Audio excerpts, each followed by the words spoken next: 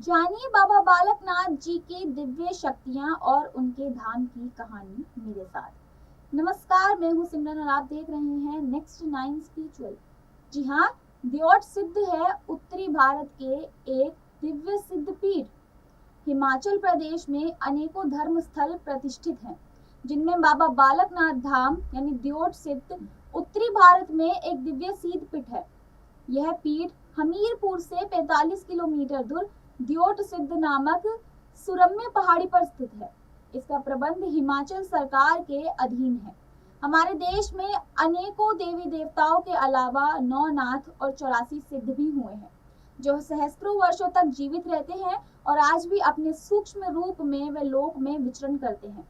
भागवत पुराण के 6ठे स्कंद के 7वें अध्याय में यह वर्णन आता है, देवराज इंद्र की सेवा में जहां देवगण और अन्य सहायक गण थे, वहीं सिद्ध भी शामिल थे।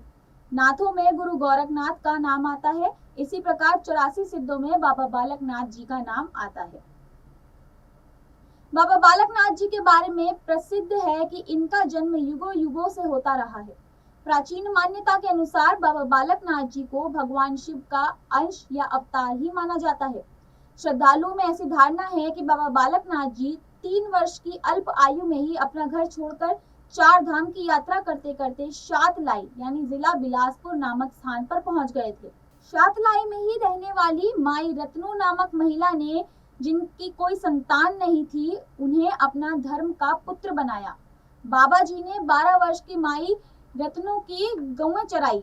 एक दिन माता रत्नों के ताना मारने पर बाबा जी ने अपने चमत्कार से 12 वर्ष की आयु में ही लस्सी व रोटियों और एक पल में उनकी सारी रोटियां लौटा दी। इस घटना की जब आसपास के क्षेत्र में चर्चा हुई तो ऋषि मुनि व अन्य लोग बाबा जी की चमत्कारी शक्ति से बहुत अधिक प्रभावित हुए। गुरु गोरखनाथ जी को जब इस बारे में ज्ञात हुआ कि एक बालक बहुत ही चमत्कारी शक्ति वाला है, तो उन्होंने बाबा बालकनाथ जी को अपना चेला बनाना चाहा।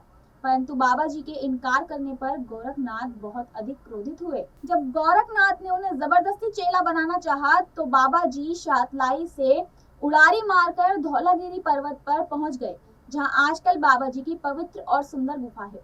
मंदिर के मुख्य द्वार से प्रवेश करते ही अखंड धूना सबको अपनी ओर आकर्षित करता है।